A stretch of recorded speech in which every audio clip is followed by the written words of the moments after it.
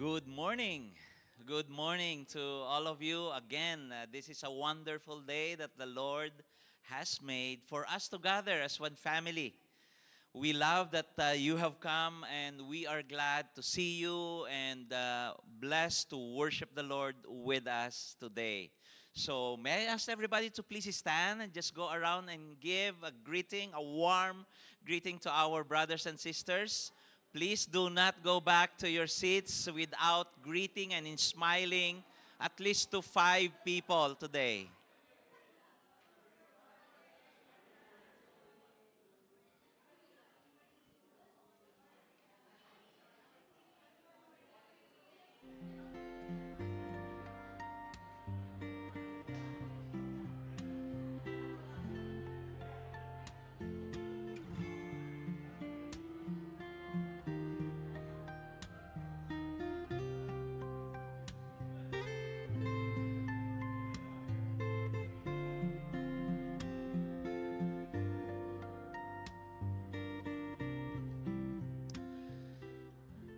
What a sight to see all of you smiling and happy.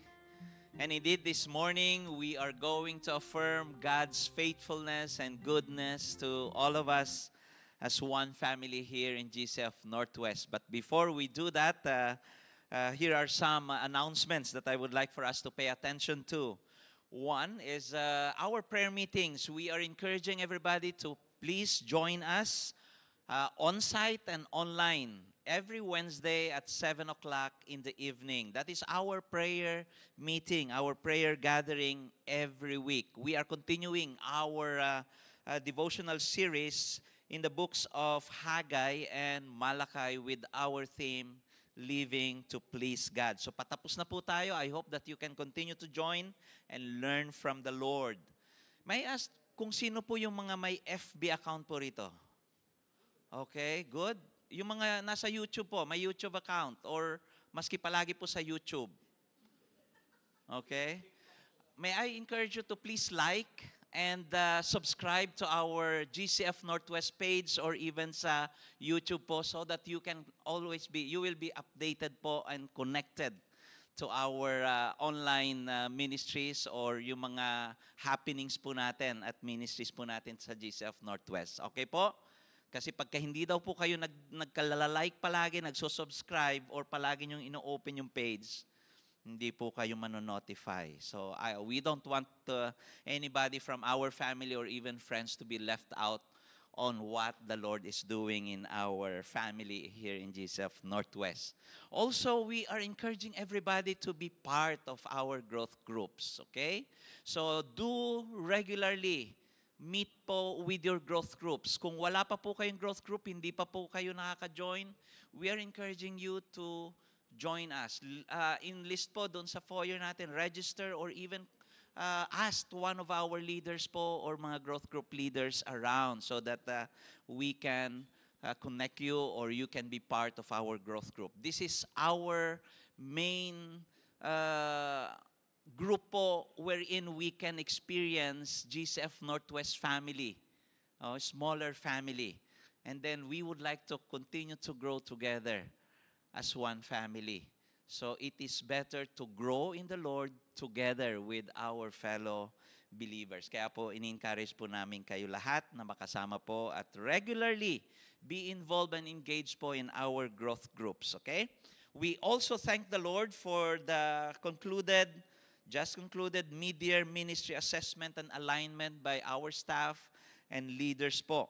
Kaya we thank the Lord for the productive and meaningful time together with the direction of the Lord, helping us to see what the Lord is doing sa ating pong ministries po dito sa GCF Northwest. And we have sensed how the Lord will move us forward and bring our ministries and activities into greater heights for the glory of the Lord po. Kaya po, salamat po sa inyo pong mga panalangin and truly po, we thank the Lord for this opportunity for the leaders and staff and yung pong mga asawa po nila na magkakasama po para po mangyari po ito at magawa. Kaya marami pong salamat. And to all our guests, we love that you have come. So if this is your first time second time, or even third time to join us, pwede po bang makita po yung inyo pong mga kamay or yung kanang kamay nyo na nakataas so that we can welcome you, we can greet you, and extend a warm GCF Northwest welcome. Meron pa po ba? Okay, mukhang pamilya po ito. So we encourage you to invite our family and friends to join us every Sunday po so that they can also experience what we are experiencing in terms of our worship and gathering together as one family. So right now, may I invite you to join me as we begin with a word of prayer. Lord, what a joy to see family members, friends, worshiping you today, this morning, in this place. We want to sense your presence amongst us. We want to declare your continued faithfulness and goodness amongst your people, Lord God. And may your name be exalted today in this place and even beyond as your people will come to worship you. We pray all this in Jesus' name. Amen. Amen.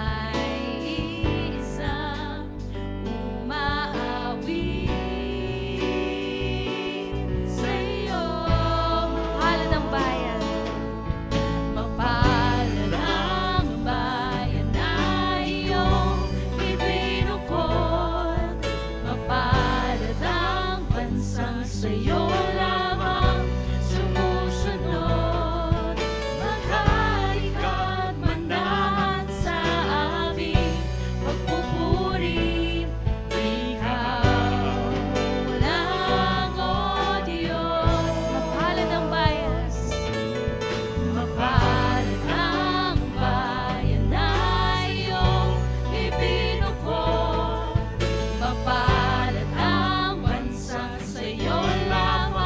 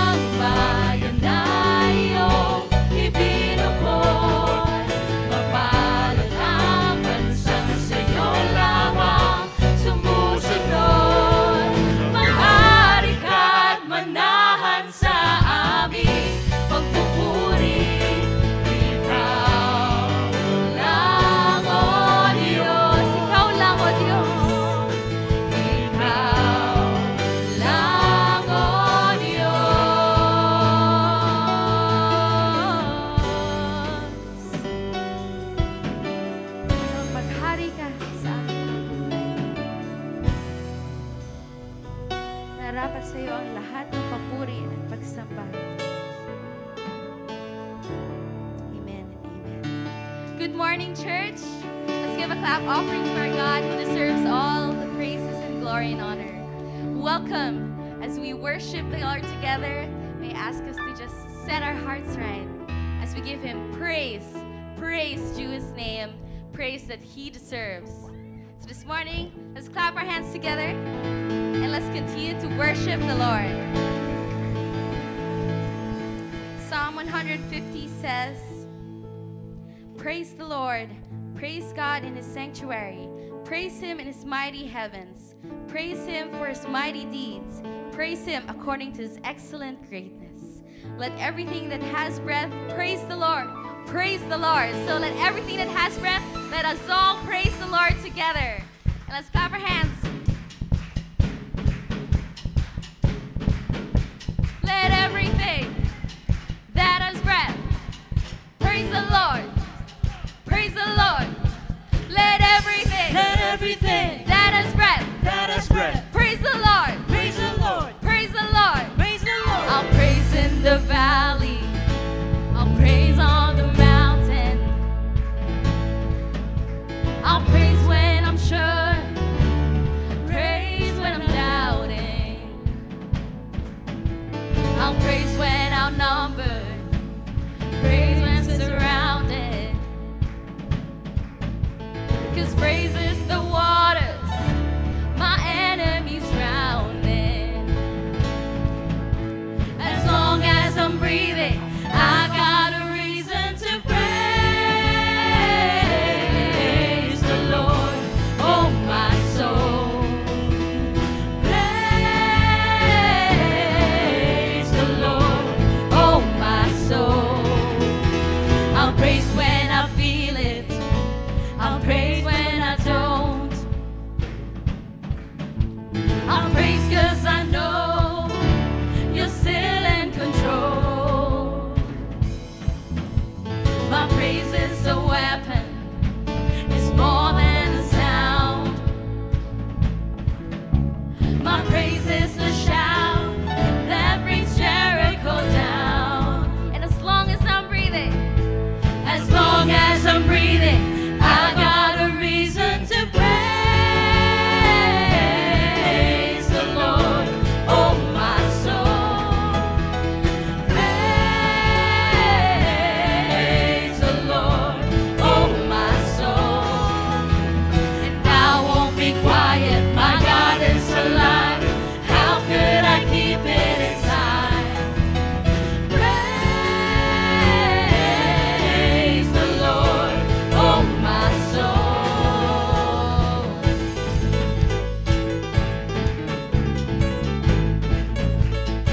Let's continue praising.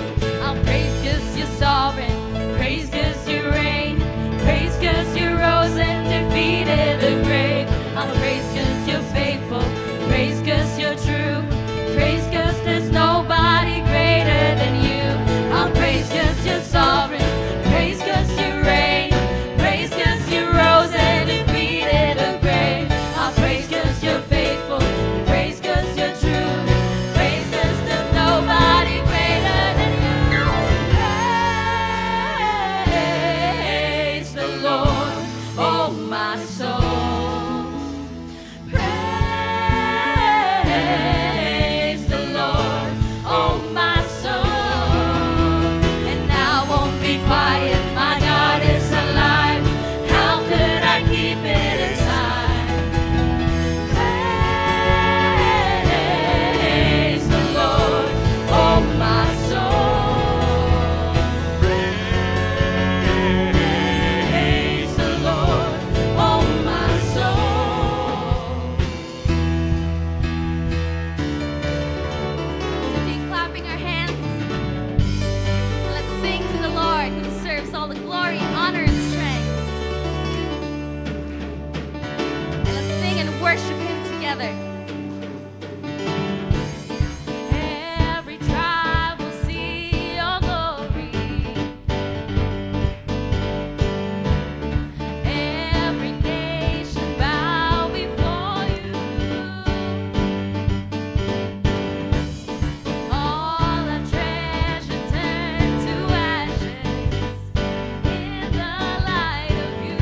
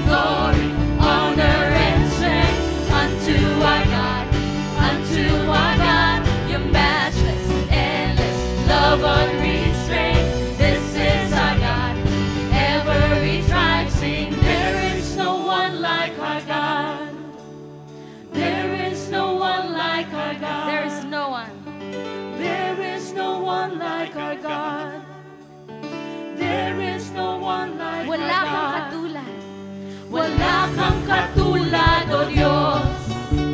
Wala kang katulad, O Diyos. May sama kanimo, O Diyos. May sama kanimo, O Diyos. Awan tigas ken ka, O Diyos. Awan tigas ken ka, O Diyos. Wala kang kaangay, O Diyos. Wala kang kaangay, O Diyos. There is no one like Him. There is no one like our God. There is no one like our God. There is no one like our God. There is no one like our God. Praise, glory, honor, and strength unto our God. Unto our God, your matchless, endless love unrestrained. This is our God.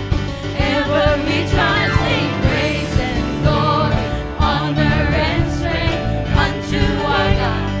Unto our God, your matchless, endless love unrestrained. This is our God. Every tribe sing. There is no one like our God. There is no one like our God. There is no one like our God. There is no one like our God. Wala kang katulad. Wala kang katulad, O Diyos. Wala kang katulad, O Diyos. Wala kang katulad, O Diyos. Wala kang katulad, O Diyos. Let's give a clap offering to our God who deserves all the glory. Indeed, this morning, may we be reminded of how our praise belongs to Him.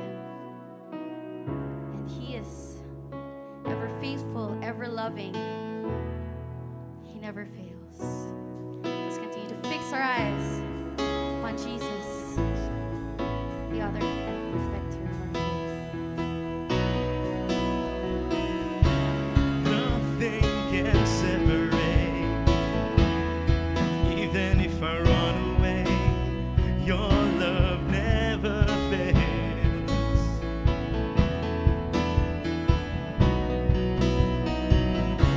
I know I still make mistakes, but you have new mercies for me every day. Your love never fails. Lord, you stay the same through the ages. You stay the same through the ages. Your love never changes. There may be pain in the night, but joy comes in the morning. And when the oceans rage, I don't have to be afraid, because I know that you love me. Your love never fails.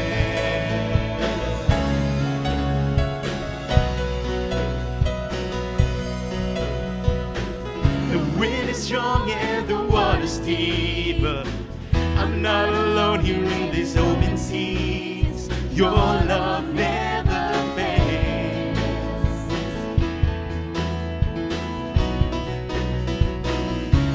The chasm is far too wide. I never thought I'd reach the other side. Your love never fails. You stay the same. You stay the same through the ages. Your love never changes. There may be pain in the night, but joy comes in the morning. And when the oceans rage, I don't have to be afraid, because I know that you love me. Your love never fails.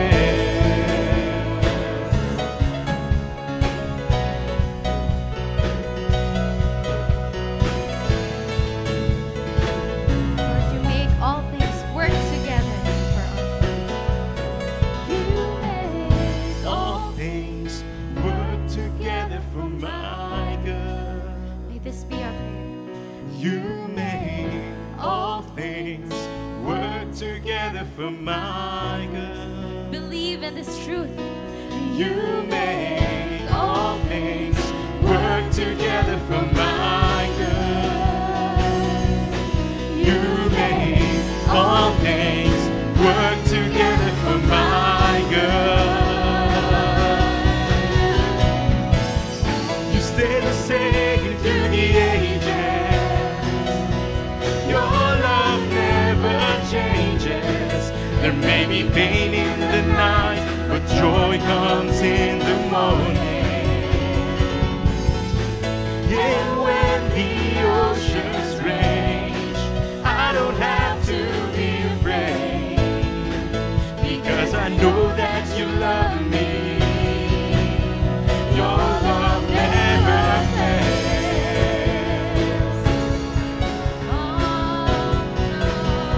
Your love never fails.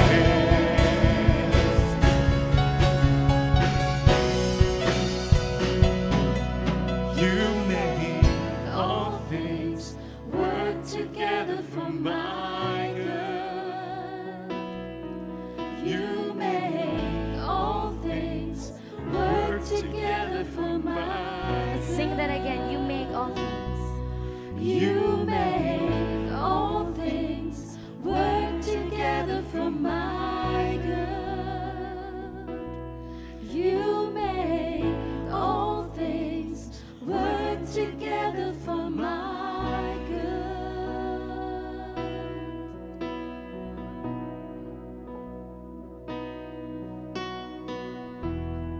I surrender. I will yield. I will bow down. I will live. I will seek you all my days. I will follow all your ways, 'cause you are my only one. You are my only one. I want to live for you, be glorified forever. My life will declare that you alone are Lord. Everything of me, use it for your glory, that everyone will see, will hear, will know that you are Lord alone.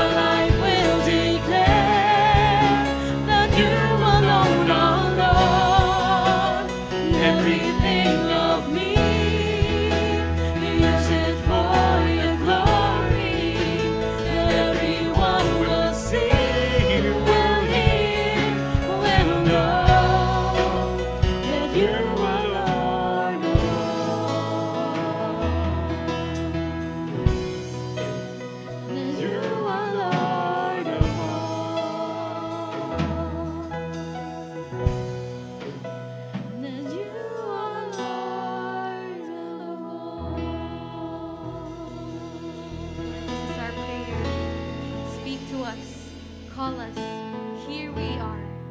So send us and lead us to where you want us to be. We give you back all the glory and honor and praise to your name.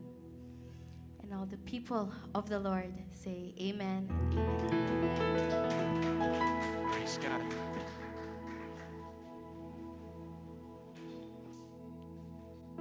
Thank you, worship team. Can we, pwede po ba nating palakpakan ulit ang Panginoon? Praise God.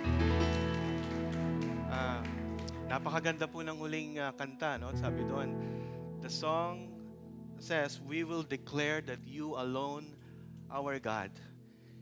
And my prayer for today, that may it be our, ang sabi po doon, here I am, Lord, mold me. Here I am, Lord, use me. Here I am, Lord, send me for your glory. So, ang panalangin ko po, yun po yung maging panalangin po ng bawat isa po sa atin. So, at this point in time, tayo po ay pupunta sa ating congregational prayer. At if you have prayer request, may I encourage you to simply go to the nearest aisle, no, as one of our leaders approaches you, and we'll pray for you. And we'll give you a minute to pray for one another and with one another. Sige po. Meron po bang specific prayer request na gusto niyo pong ipanalangin po ng ating pong mga kapatid, so that we may experience His providence sa ating pong buhay?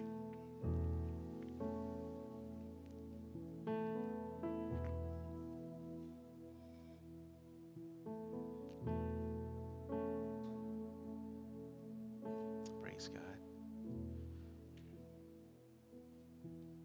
And for those who are currently sitting down, please take this time to commune with the Lord personally. Don't lay down your worries and troubles. Ask Him to prepare your heart to receive His word for you today. Shall we do that, church? Let's bow down our heads and let's use this time to commune with the Lord.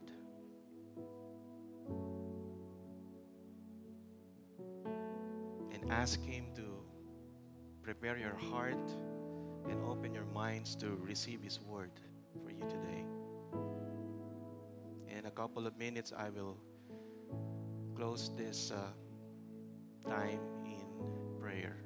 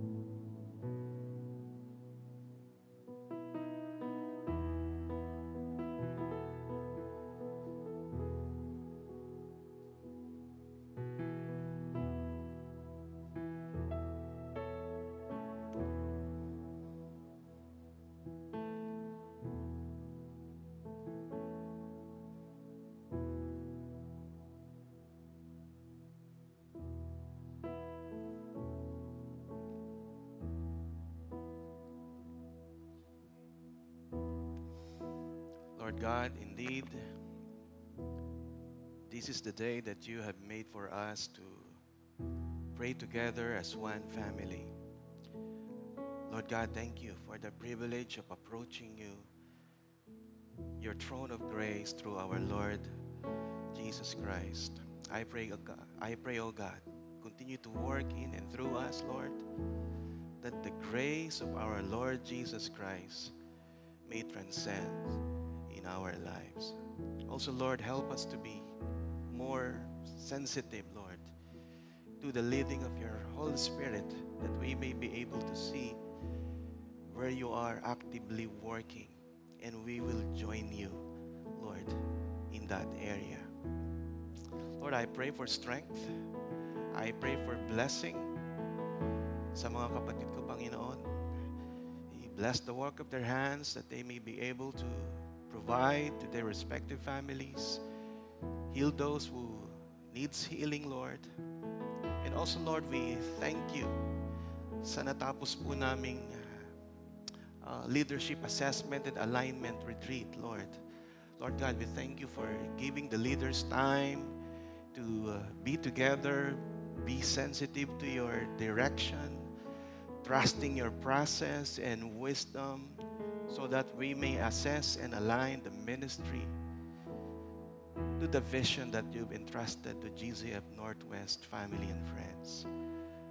Salamat po, Panginoon, sa mga buhay ng mga leaders, Panginoon, along with their spouse, Lord, na patuloy na nagpapagamit para sa iyong kalwalhatian. Lord God, bless our leaders, bless their families, bless them with good health. Fill our leaders with your power and wisdom, Lord, so that they will always be sensitive in your direction. And Lord God, may you give us patience, Lord, as we wait upon you, and help us to trust in your perfect plan, knowing, Lord, that we have a powerful and sovereign God. May you prepare our hearts today, Lord, as we listen to your message this morning, and enable us, Holy Spirit, to be doers of the word and not just hearers only. In Jesus' most precious and sweetest name we pray. Amen and amen.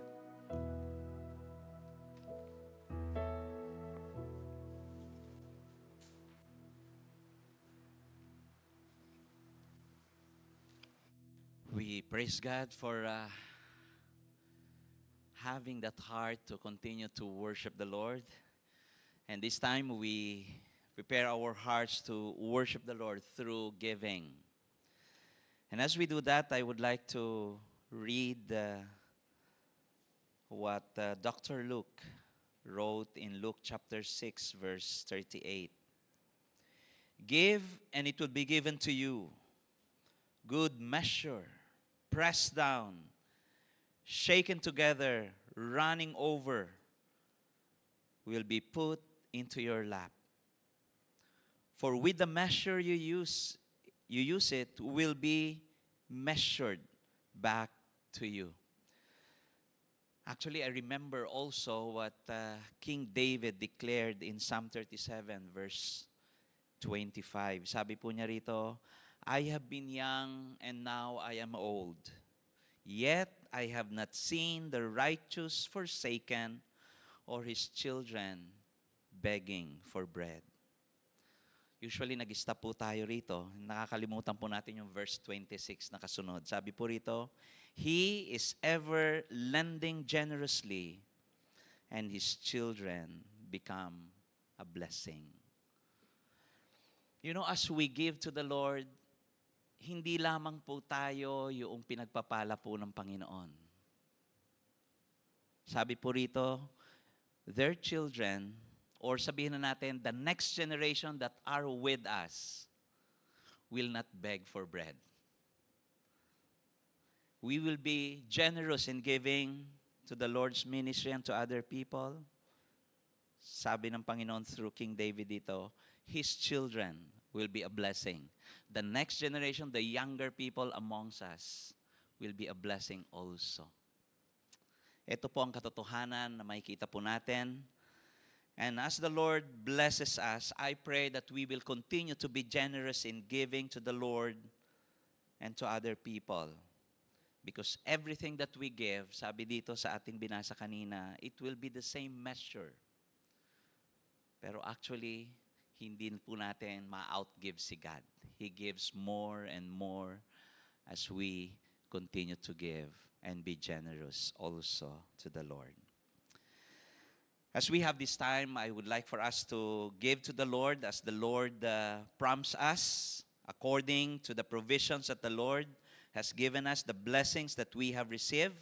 So giving is an expression of our trust sa ating Panginoon, and I pray that we will continue to offer what is according to the Lord's conviction in our hearts. This is done freely and voluntarily among His people. The bank details are flashed on the screen for those who would like to give through bank transfer, direct deposits, or through online banking apps po natin. But for all of us or some of us who would like to give in cash or in check, meron po tayong mga envelope po sa mga offering boxes po natin doon po sa ilalim, and even po sa foyer, bago pa lang po tayo dumating or pumasok dito, if there is that offering that we have prepared for the Lord, kunin na po natin po yung mga envelopes po sa foyer so that we can be prepared to give to the Lord right now. So right now, I would like to request everybody to join me as we give thanks to the Lord for this blessing and opportunity for us to give back sa Kanya. Lord, you have blessed your children. You never fail to provide for all our needs. And Lord, right now, we are so grateful and thankful to give back to you, Lord God, a portion of these blessings, of these provisions, as we continue to trust you for the needs that we have, not just today, not just this week, but in the months and years to come. Continue, Lord God, to experience your daily provision and your faithfulness in the lives of your church, of your children, and the families that we represent. We pray this in Jesus' name. Amen and amen. You may now give your tithes and offering.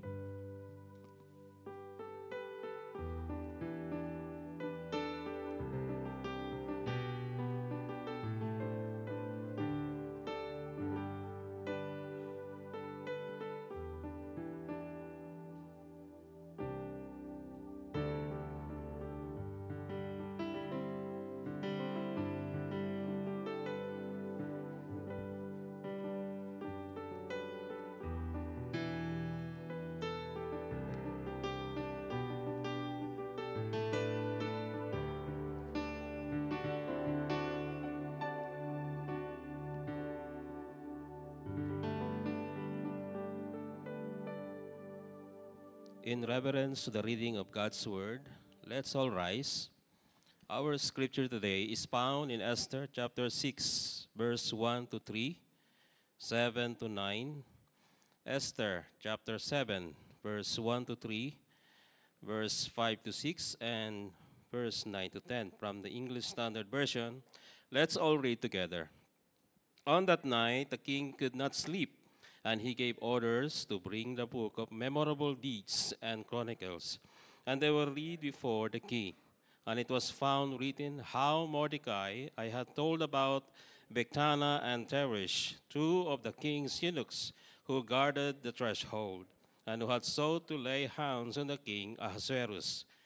And the king said, "What honor or distinction has been bestowed on Mordecai for this?" The king's young men who attended him said, "Nothing has been done for him." And Haman said to the king, "For the man whom the king delights to honor, let royal robes be brought, which the king has worn, and the horse that the king has ridden, and on whose head a royal crown is set. And let the robes and the horse be handed over to one of the king's most noble officials. Let them dress the man whom the king delights to honor, and let them lead him on the horse through the square of the city. proclaiming before him, "So shall it be done to the man whom the king delights to honor." So the king and Haman went into the feast with Queen Esther. And on the second day, as they were drinking wine after the feast, the king again said to Esther, "What is your wish, Queen Esther? It shall be granted you. And what is your request? Even to the half of my kingdom, it shall be fulfilled." Then Queen Esther answered, "If I have found favor in your sight, O king, and it please the king, let my life be granted me for my wish, and my people for my request." Then the king Ahasuerus said to the Queen Esther, "Who is he, and where is he who has dared to do this?" And Esther said, "A foe, an enemy, is wicked Haman." The Haman was terrified before the king and the queen. Then Harbona, one of the eunuchs in attendance on the king, said, "Moreover, the gallows that Haman has prepared for Mordecai, whose words save the king, is standing at Haman's house, 50 cubits high." And the king said, "Hang him on that." So they hung Haman on the gallows that he had prepared for Mordecai. Then the wrath of the king abated. May the Lord bless the reading of his word. You may now take your seat. Let us prepare our hearts and minds as we listen to God's word this morning.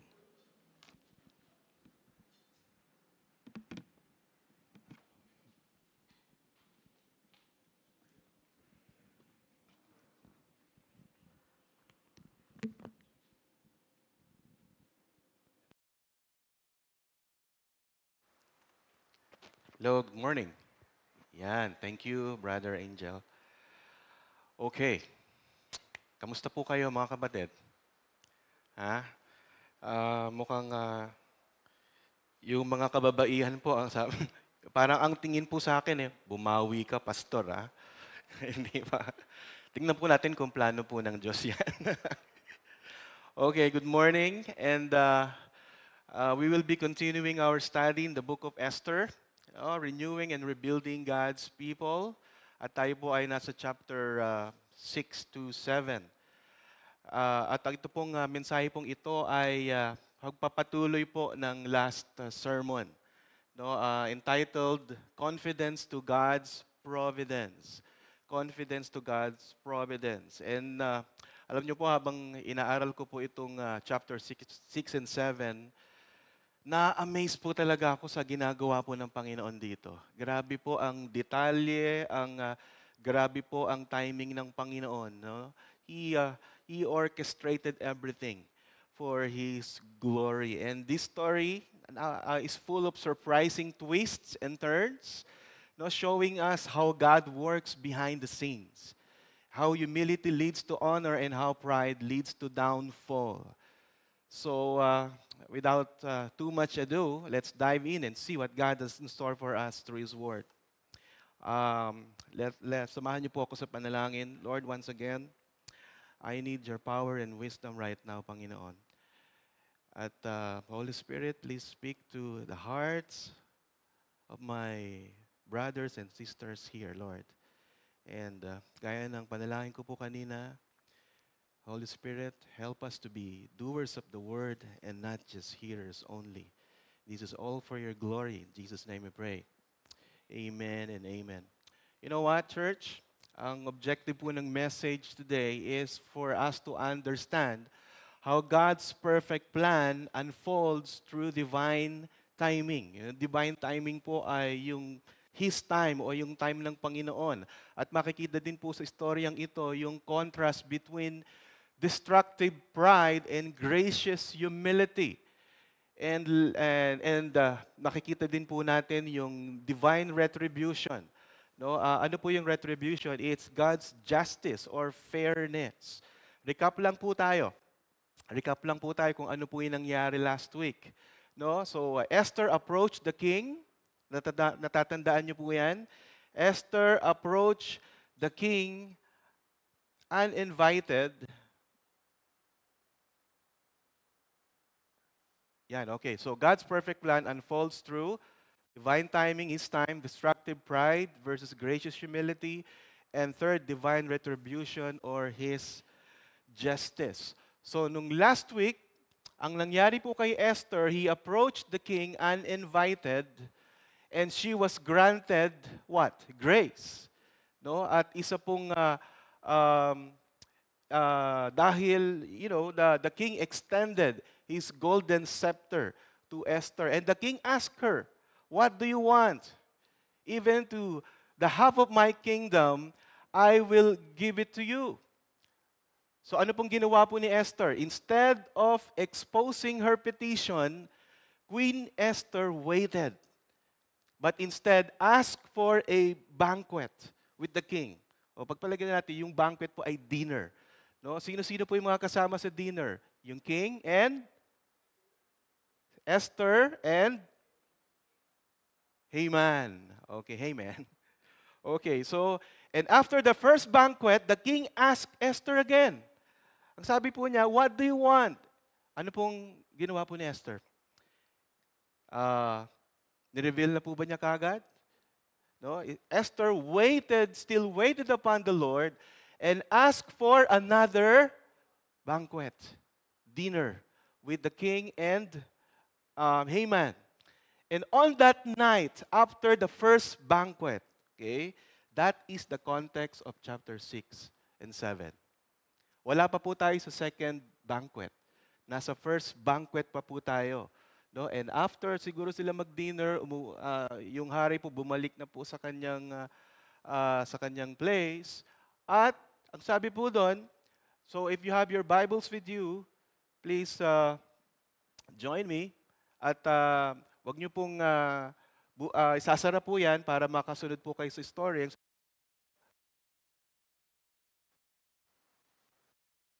Po natin, that night, Esther 6:1-3, the king could not sleep. He ordered the book of the history of his reign to be brought in and read to him. In those records, he discovered an account of how Mordecai had exposed the plot of Bigthana and Teresh, two of the king's eunuchs, who guarded the door to the king's private quarters. So they had plotted to assassinate King Xerxes or King Ahasuerus. What reward or recognition did we ever give Mordecai for this? The king asked. His attendants replied, nothing has been done for him. So you see the story? No, that night, the king could not sleep. So he ordered the book of the Chronicles or the book of the good deeds, no? And sabi niya, sige nga, basahin mo nga sa akin, i-update mo nga ako. Sabi ni King Ahasuerus sa mga nangyari. And when the king heard that Mordecai had exposed Bigthana and Teresh, two of the king's officers who guarded the doorway, mga trusted na tao po ito, who had conspired to assassinate him. So let us look at the passage. It begins with the king, unable to sleep, and this seemingly ordinary sleepless night is crucial because it sets the stage, mga kapatid, no, for a series of events that dramatically changed the fate of the main characters.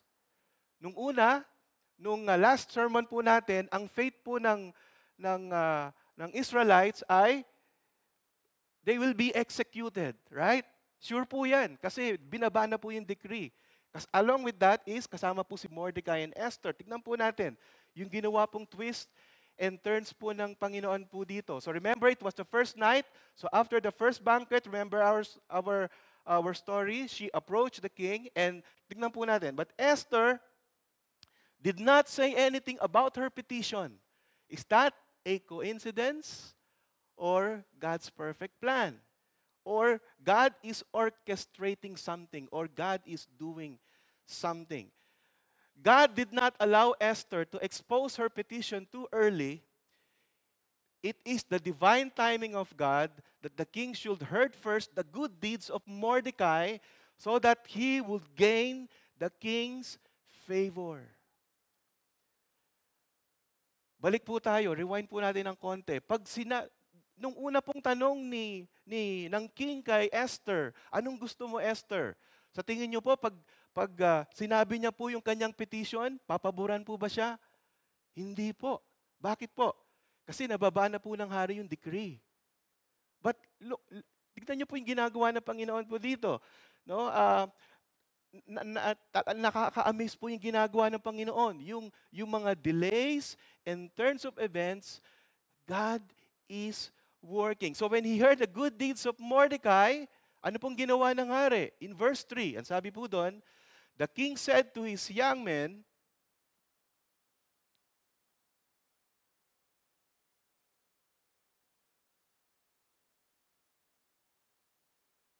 okay, so the king said to his young men, so what honor and recognition has Mordecai received for this? Ang sabi po ng hari, ang sabi po ng king's young men replied to the king, nothing has been done for him. Wala pa po tayong nagagawa sa kanya. Hindi pa po natin siya nabibigyan ng reward. Church, napakaganda po nito. God is doing something. Remember this. No, God is at work through ordinary circumstances to achieve His purposes. Can you amen to that? At sa pagkakataong pong ito, God used the king's sleepless night to achieve His purposes. At tignan nyo rin po, no? Yung tignan po din natin yung Mordecai's delayed recognition. Sa tingin niyo po ba, nung nagawa po ni Mordecai na iligtas po yung hari sa assassination at binigyan po kagad siya ng parangal. Hindi po ba? Sa tingin niyo po ba maliligtas siya dito? Hindi rin po. Kasi nabigay na po sa kanya yung favor. Grabe po ang Panginoon. So, tignan po natin, yung delayed recognition po ni Mordecai. When the king heard from the book of memorable deeds that Mordecai had uncovered a plot from Bigthana and Teresh, two of the king's eunuch, to assassinate him, God reminded him that you need to recognize this man. Hindi po siya makatulog eh. God is speaking to him. Because Mordecai's deed was extremely significant, church. What he did is basically, he saved the king's life. Meron pa po bang mas dadakila sa pagliligtas ng buhay ng isang hari? Wala po akong naiisip. And think about this, church. Mordecai's delayed recognition, is it a coincidence? Or part of God's perfect plan? Coincidence or part of God's perfect plan? Church, listen. Doing the right things may sometimes we will not be recognized. But here's the thing. If you keep on doing the right things, God will recognize and will honor you. Are you sure, Pastor? Yes. Ano pong evidence? If you honor me, says the Lord of hosts, then I will honor you.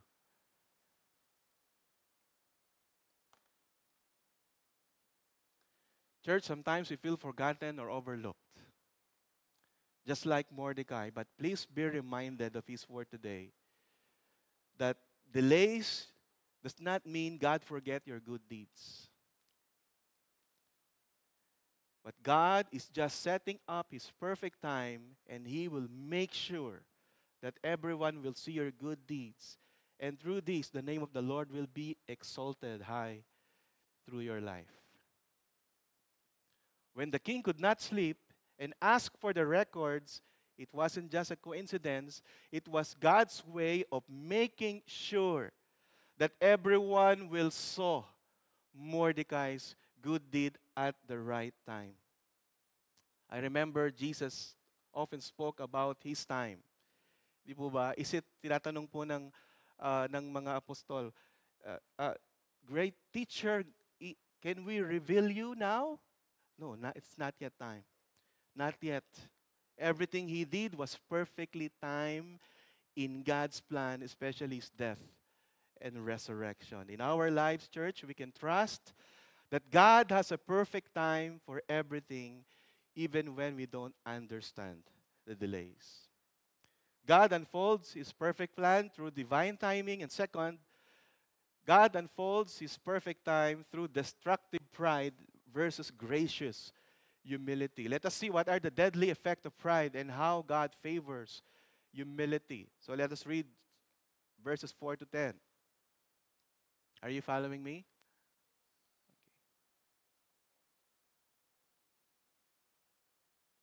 Okay, sabi po dito, so the king asked, who is that in the outer court? As it happened, Haman had just arrived in the outer court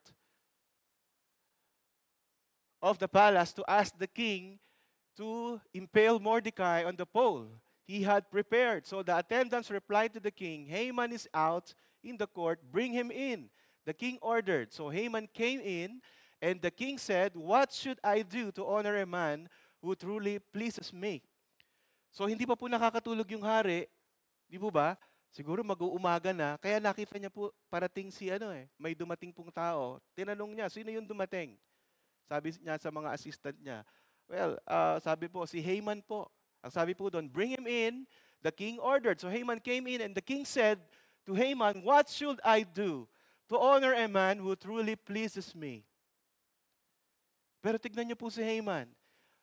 Kaya po siya pumunta ng maaga sa hari. May iba po siyang motive. Right? Tignan po natin. Haman thought to himself. Tignan niyo po yun, ha? What should I do to honor? Nung tinanong po siya ng hari, what should I do to honor a man who truly pleases me? Haman thought to himself, nako, para sa akin ito. Ito na yung pagkakataong kong. Sabi po doon, whom would the king wish to honor more than me? Haman, di ba? So he replied, if the king wishes to honor someone, sabi po niya sa hari, with confidence, he should bring out one of the king's own royal robes, as well as a horse that the king himself has ridden. Let the robes and the horse be handed over to one of the king's most noble officials, and let him see that the man whom the king wishes to honor is dressed in the king's robes and led through the city square on the king's horse. Have the officials shout as they go, this is what the king does for someone he wishes to honor. Excellent. Ang sabi po ng hari. The king said to Haman, quick, take the robes and my horse and do just as you have said for Mordecai, the Jew, who sits at the gate of the palace. Leave out nothing you have suggested. Grabe po. Nakakuha niyo po siguro yung kahihiyan po kay Mordecai. Ay, kahihiyan kay Haman. Feeling niya, siya po yung i-honor. Pero tignan po natin dito, hindi pala para sa kanya. Na-experience nyo na po ba yun? Kala nyo po yung preparation para sa birthday ninyo, hindi naman para sa inyo. Sa iba pang birthday pala. Anyway, balik po tayo dito. No, ganun po yung feeling. Hindi po ba? Ang akala mo sa'yo, nag-a-assume ka, wow, grabe. I deserve this. Pero hindi pala sa'yo, para po sa ibang tao. Tignan po natin yung effect po ng pride sa puso po ng tao. Tignan po natin yung characteristics. Makakakuha po tayo ng characteristics po dito. Sabi po doon,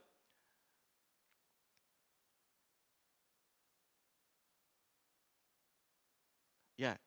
Sabi po doon, Haman thought to himself, whom would the king wish to honor more than me? Ano pong characteristics yon of pride? Ano po? Parang naririnig ko na. Okay. Ano po yon? Presumptive. Presumptive. Ang ibig sabihin po, assuming. Or medyo formal po natin, I am the one. Ayan.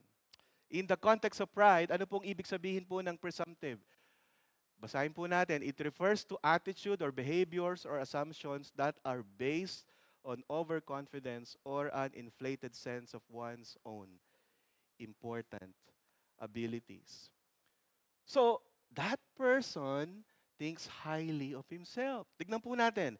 When Haman enters the king's court with the intention to ask for Mordecai's execution, kaya po siya maaga, kasi hihingiin po niya yung execution po ni Mordecai, he has that confidence that the king will favor his request. The church, do you have that feeling that God is on your side? Meron tayong pagkakataon na, nasa akin ang Panginoon. Kahit na mali na po yung ginagawa po natin. No, but sometimes we have that false confidence that God is on our side and yet we are not doing His will. At ano pa po? Ang sabi po dito, ano pa po characteristics? Is pakibasa po. I am the only one. Haman's assumption that he is the one the king wishes to honor reveals his what? Blotted pride, ego, and self-centeredness. Tignan niyo po. Let's observe kung ano po yung inquiry ng king. The king's question is general. Hindi po ba? Sabi po doon, but Haman immediately assumes it is about him, showing his self-centeredness, focus on I, me, and myself. Diba? Kung babasahin niyo po yung the word sin, ito po yung nakuha ko sa mga matatandang preacher na, no? Kung babasahin niyo po yung the word sin, yung word na sin becomes sin because of the letter in the middle. What is that letter? I. Church, consider others first before you assume recognition for yourself. Think about others who may deserve acknowledgement. Okay, and Jesus says, sabi po doon, consider others better than you. It is not just a timeless principles, but because Jesus knew how destructive pride sa puso po ng tao. How destructive? Well, pride is the sin of Lucifer, church. He wants to be like God. From the most beautiful, perfect angel, because of pride, he became Satan, the devil, the public enemy number one of God. That's how destructive pride is. At meron pa po, there's more. Sabi po doon,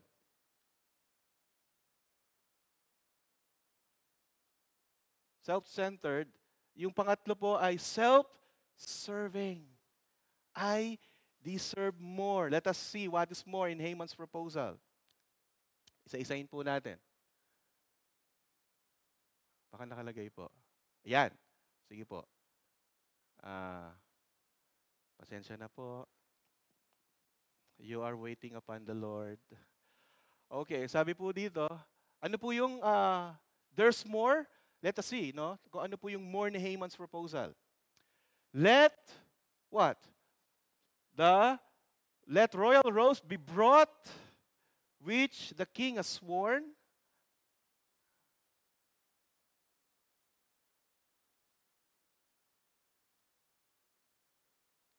And number 2, ride the king's horse, and on his head a royal crown is to set. Nakita niyo po yung mga kabayong may crown? Tignan po natin kung na ano ng picture. Ayan. Ayun. Nakita niyo po? Ganyan po. Pero hindi po yan yung actual. Siyempre wala pa pong camera nun. So ganyan po para may idea po kayo, no? Ang sabi po doon,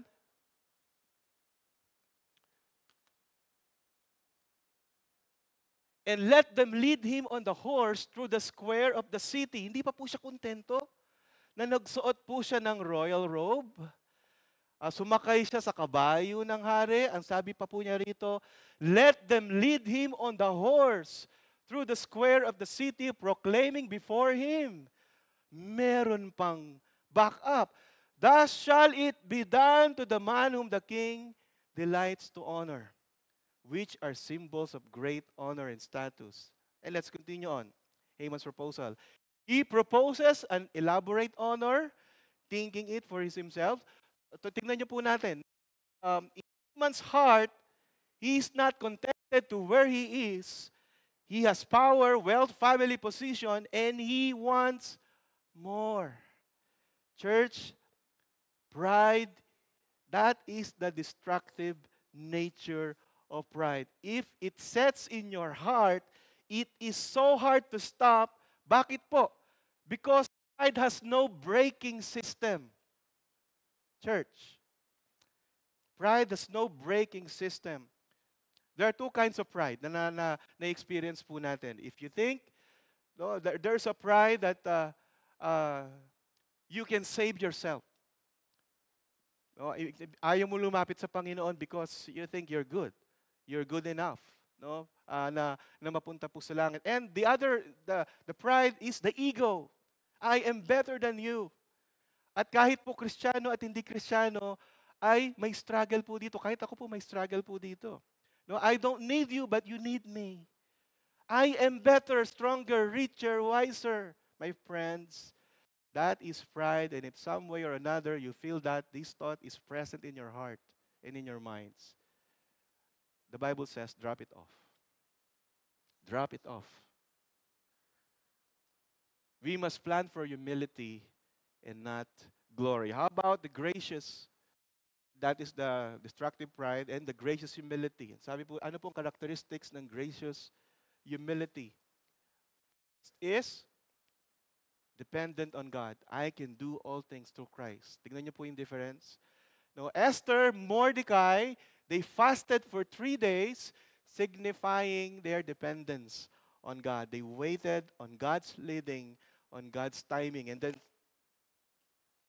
second is, guided by God's wisdom, I can submit to God's plan. Esther's strategy to fast for 3 days and to banquet is a reflection of God's wisdom.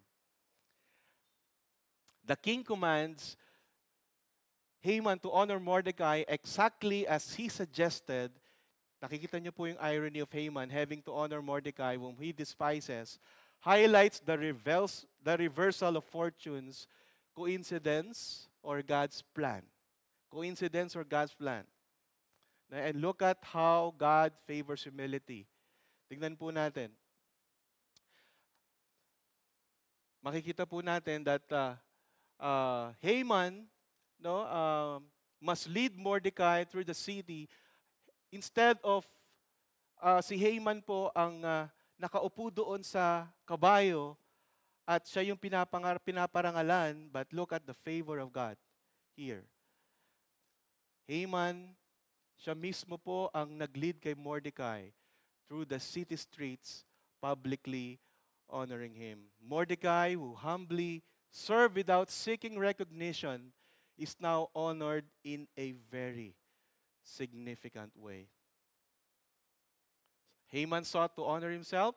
He was presumptive, self-centered, self-serving, proud, and wanted recognition, but his pride led to his downfall. And Mordecai did not seek honor.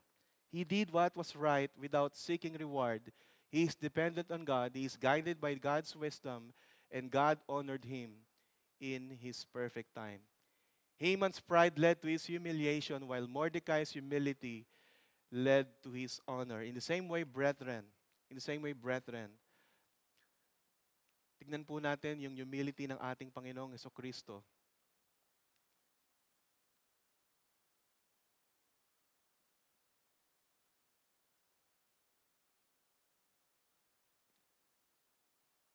Sabi po doon, Philippians 2:7, but he emptied himself by taking the form of a servant, being born in the likeness of men. So Jesus, though he was God, humbled himself and became a servant, and because of humility, God the Father exalted him. Church, we are called to follow Jesus' example. We are called to follow Jesus' example. Humility before God and others leads to true honor. And lastly, the divine retribution. Basahin po natin yung Esther 7:1-10. So God's perfect plan unfolds through divine timing.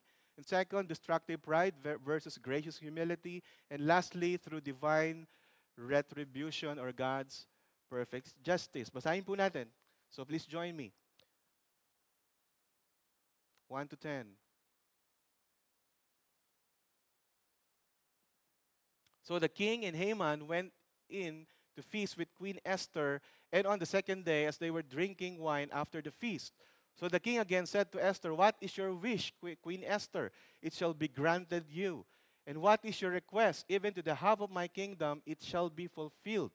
Then Queen Esther answered, If I have found favor in your sight, O king, and if it pleases the king, let my life be granted me for wish and my people for my request. Fast forward po tayo sa verse 7. And the king arose in his wrath from the wine drinking and went into the palace.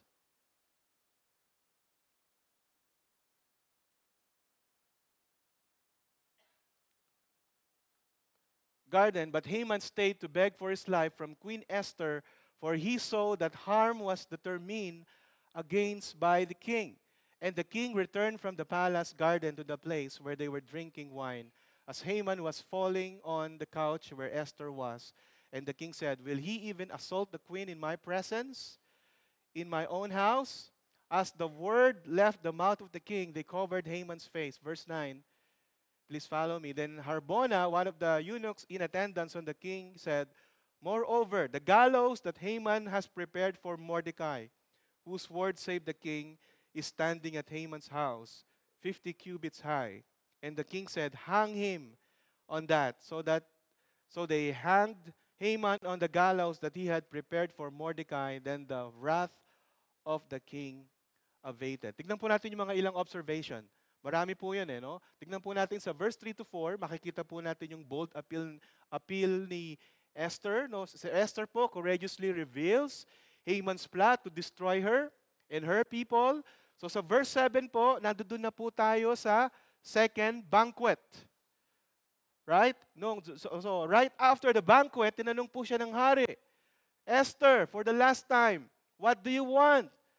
So sa verse 3 and 4, Esther courageously reveals Haman's plot to destroy her and her people, pleading for their lives. At makikita po natin sa verses 6 to 10 ng chapter 7, yung downfall po ni Haman. Haman's attempt to beg for mercy from Esther backfires as the king perceives it as an assault on the queen.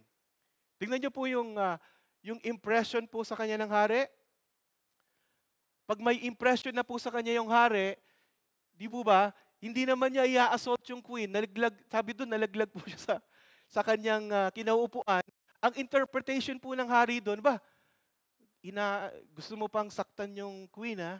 So ganun po yung impression na po sa kanya because of what? Esther's bold appeal. No, inexpose po yung kanyang plano. At pagdating po dito, here's the divine justice.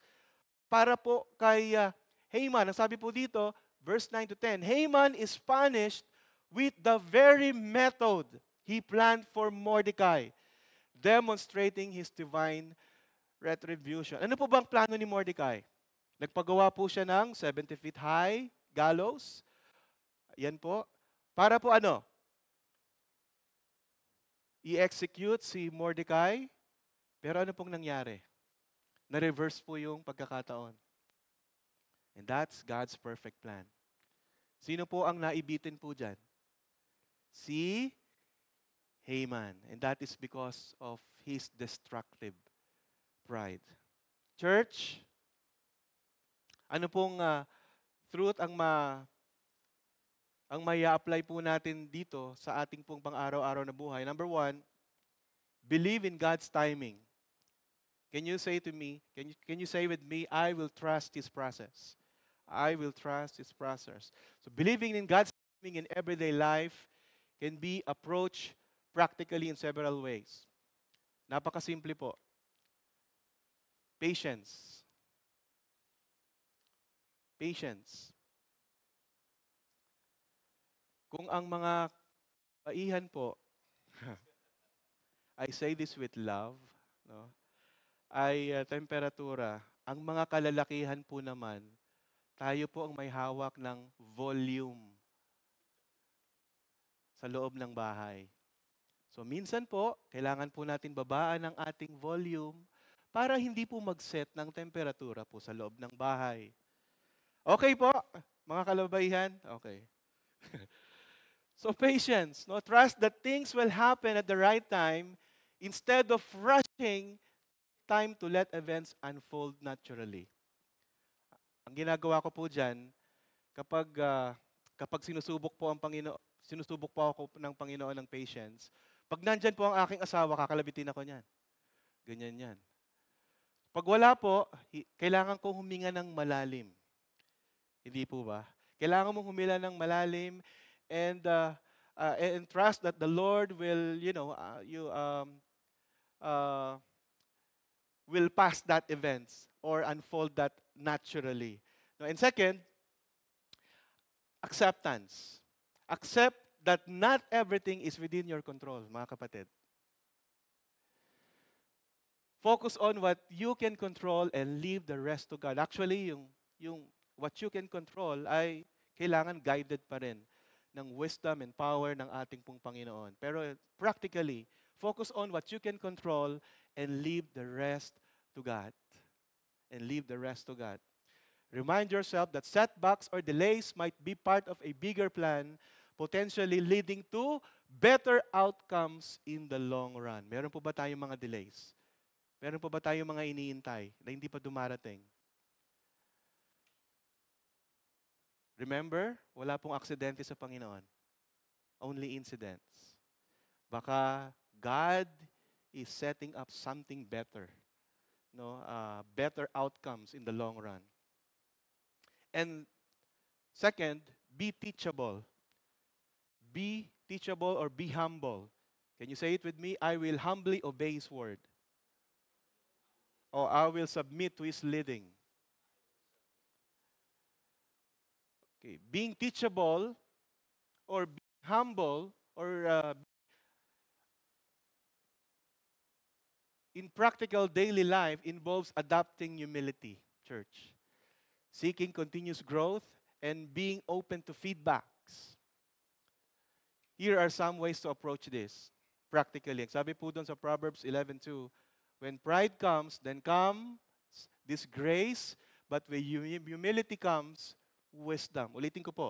When pride comes, then comes disgrace, but with humility comes wisdom. Paano po natin i-apply sa ating pang-araw-araw na buhay? Simply admit when you're wrong. Church. Acknowledge your mistake and take responsibility for them. Avoid making excuses or shifting blame. Kahit sa mga anak po natin. Kagaya nga po ng sa amin, pero minsan, no? Minsan nasasagad ka rin, no? Di po ba? Pero yun po yun, no? Yun po yung lifetime process po natin. Di ba? So, pag nakagawa po tayong mali, mga magulang, kahit ano pong context yan, learn to admit when you are wrong. So if you make an error at work, admit it promptly and focus on finding a solution rather than defending yourself. Okay, and second, listen more and speak less. Listen more and speak less. Napakahirap po niyan. No, naalala ko po nung umattend po kami ng seminar, isa po sa mga challenges doon, isa po sa parang, ano ba tawag ito, activity, ay makinig ka lang, huwag ka magsasalita. Yun lang gagawin mo, makinig ka lang, huwag ka magsasalita, and let him pour out yung kanyang problem. Just, wala pa pong 10 segundo, nagsalita na po ako. Hindi po ba? Kasi may naisip ka, ay ganito dapat yan, ganito dapat yan. Church, listen more and speak less. No, practice active listening by giving your full attention to others when they speak. Avoid interrupting or immediately offering your opinion. And reflect on your actions. Reflect on your action. Take time each day to reflect on your actions and attitude. Consider how you can improve and what you learned from your experiences. And lastly, be still. Be still. Can you please say it with me? I will wait for His deliverance.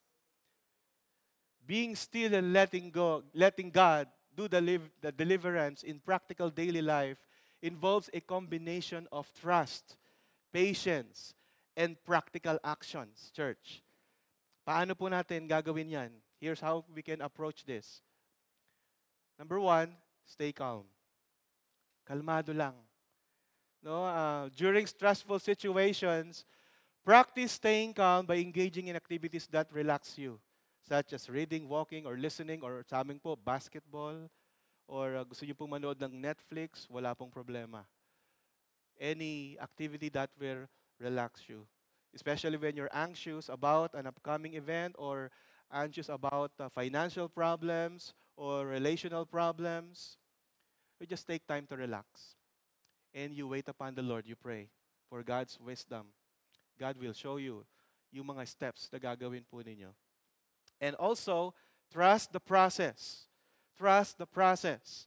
Trust the process of God. Like Mordecai and Esther, they trust the process of God. Remind yourself that there is a greater plan at work, in your personal life, and trust that things will work out as they are meant to, even if you can't see the full picture yet. Kahit hindi niyo po nakikita yung kasagutan ng Panginoon, you trust the process that God is working. That God is working. And also, focus on the present, mga kapatid. Focus on the present. Concentrate on the task and responsibilities of today instead of worrying about the future.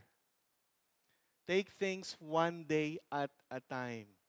Take things one day at a time. Kasi po ang present ay nangangailangan din po ng full focus.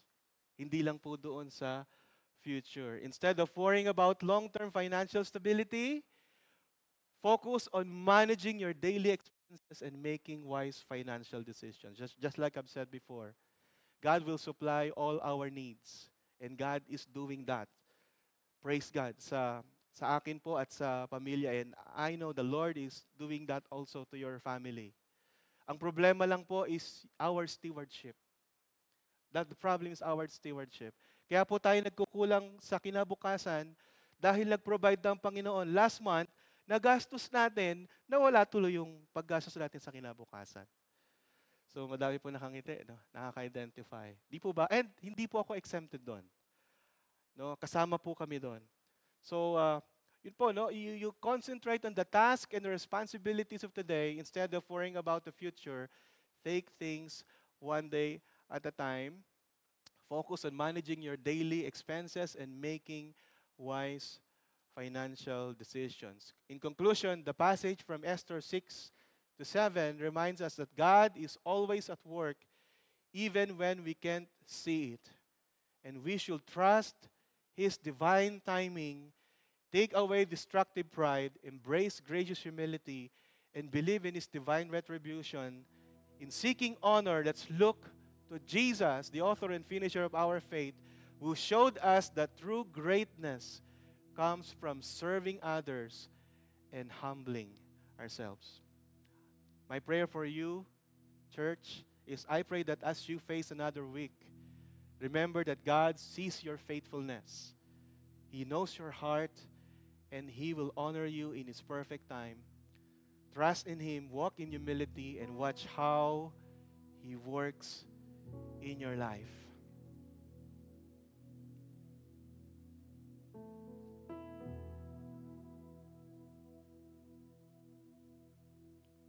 Shall we all bow down and let's pray?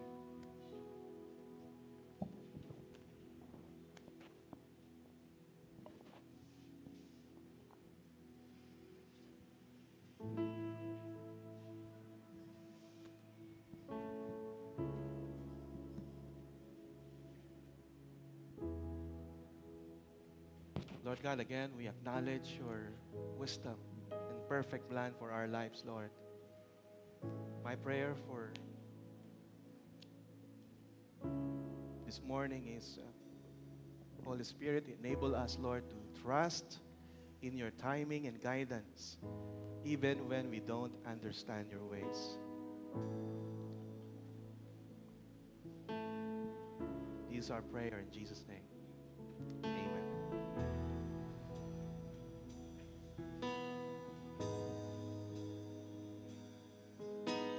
Here I am, Lord, mold me. Here I am, Lord, use me. Here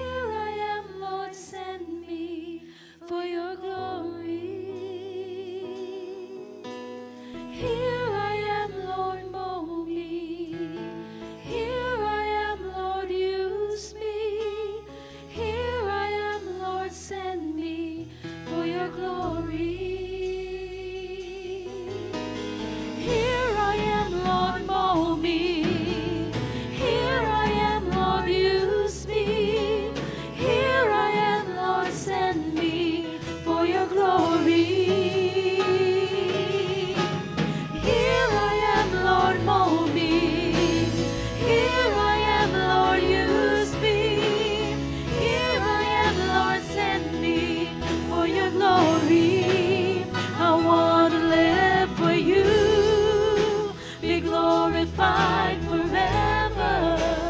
My life will declare that you alone are Lord.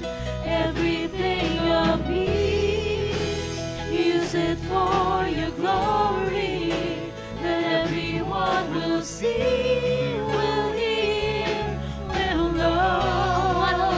I want to live for you, be glorified forever. My life will declare that you alone are Lord.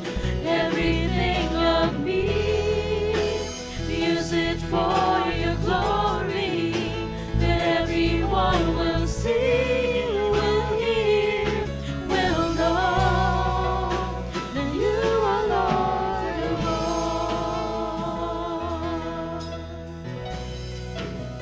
That you are Lord of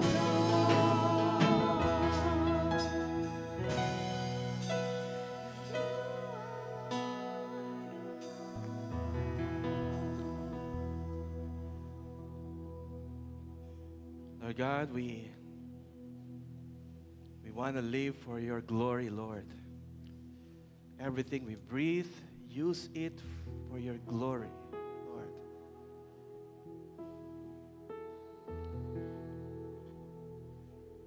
Again, Lord, we thank you for your constant love and care. And we place our worries and fears into your hands, Lord. Lord God, knowing that you will work everything out for our good. If you have worries and fears, church, this is the right time to seek the Lord's wisdom and power.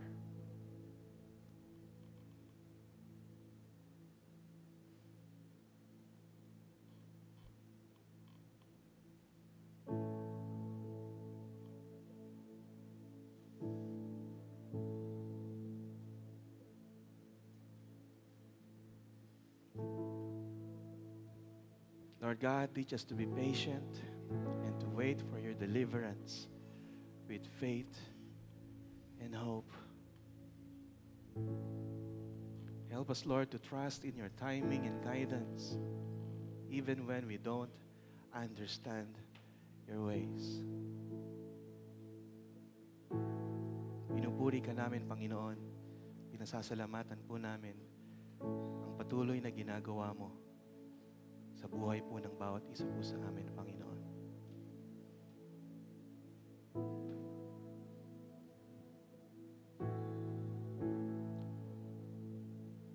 Shall we all stand for our benediction? May the Lord bless you and keep you. May His face shine upon you and be gracious to you. May He turn His face towards you and give you peace. As you go forth, church, may you trust in God's perfect plan and find comfort in His unfailing love. And all the people of God says, Amen and amen. Let's clap our hands together and praise the Lord. Let everything that has breath praise the Lord. Praise the Lord. Let everything that has breath praise the Lord. Praise the Lord. Praise the Lord. Praise the Lord. I'll praise in the valley. Praise on the mountain. I'll praise when I'm sure. Praise when I'm doubting. I'll praise when I'm numbered. Praise when surrounded. 'Cause praise is the waters my enemies drown in. As long as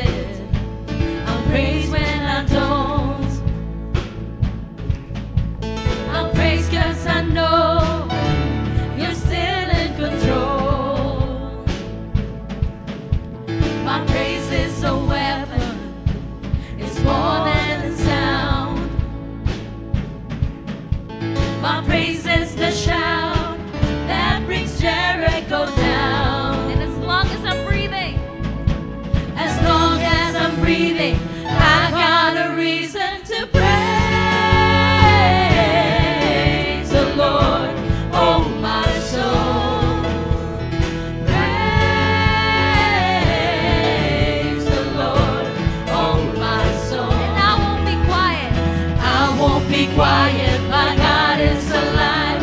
How could I keep it inside? Praise the Lord, oh my soul.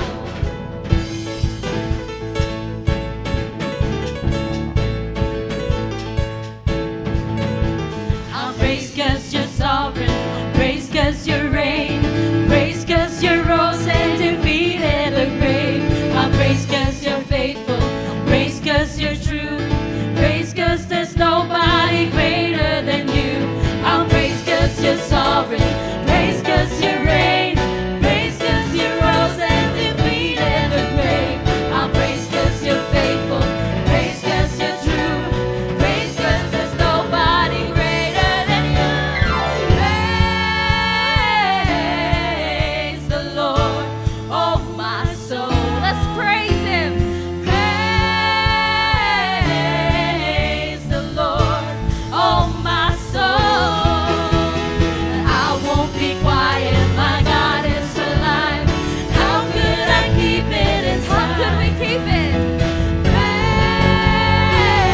Praise the Lord, oh my soul. Praise the Lord. Lord, we continue to praise you and give you back all the glory and honor to your name. May we continue to trust in your perfect plan.